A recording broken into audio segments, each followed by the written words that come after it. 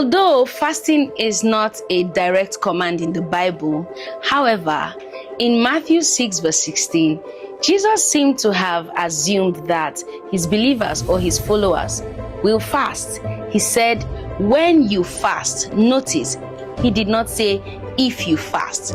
But today, a lot of us will go all through a whole year, 365 days, and not even fast at all. And most of us will say, oh, I don't have that patience to fast. I don't know if I can fast. Some of us will say, I can stay from morning till night and not eat. But the day you tell me we are fasting, it's almost as though my intestines, they had a meeting and they are saying we need to eat, right? That's the experience of most of us. But fasting doesn't need to be difficult. It doesn't need to be a chore. Or we have another group that will say, maybe when situations have gone really bad, when you don't have any hold over those things, you now say it's time to fast, because we feel that fasting is a way to twist God. But I just want to do a disclaimer. Christian fasting is not a way to manipulate God or to twist him to give you what you are looking for. You know, we get to that point where we say, I've prayed about it, I've done all I think I should do.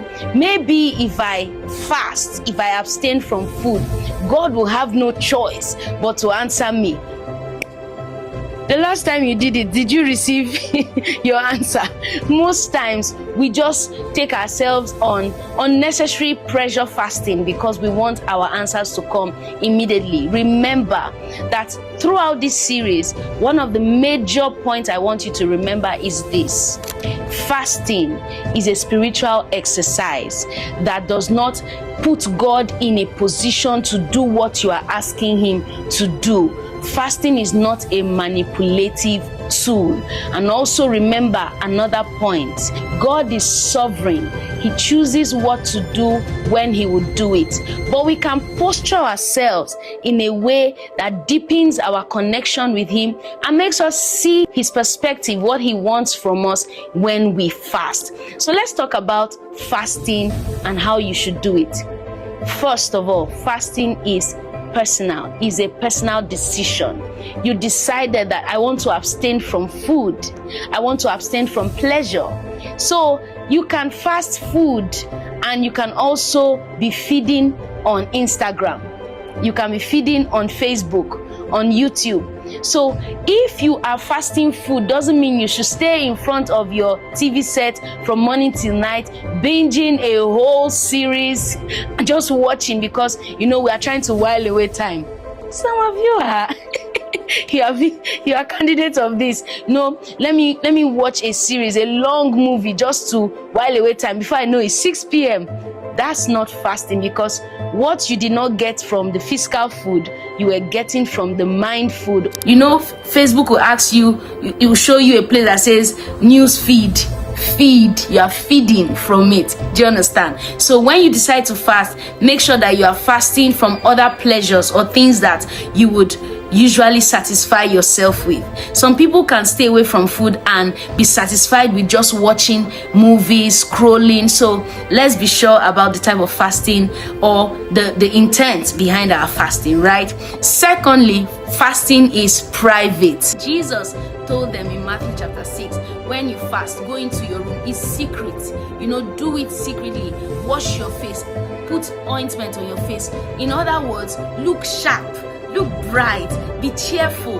Don't carry your face so gloomy. Everybody knows you are fasting. Some people say, why you feel like this? Say, I'm fasting. We are fasting. People just know you have gotten your reward. And what's the reward? Accolade of men. You've gotten the reward of recognition. Oh, people look at you as a spiritual person. You are fasting. So fasting is personal and fasting is private. Lastly, fasting is a posture. So we are looking at the 3 P's of fasting. A posture of the heart. Fasting is that you put yourself under. You bring yourself under the mighty hand of God, and you tell yourself, I don't want food to interfere. You know that sometimes when you eat, you are You are creative. You get noisy. You start talking anyhow. You are everywhere. You can't really get what God is saying.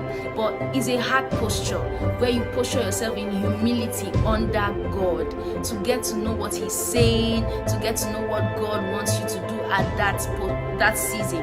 So the 3 P's of fasting: personal, private, and posture.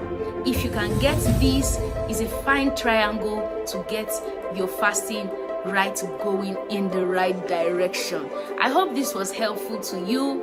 Thank you, and we will continue in another series. But this week, challenge yourself, fast. And you don't need to go all out 6 to 6. Start 6 to 9, 6 to 12. At the end of the day, you ask yourself, was it personal? Was it private?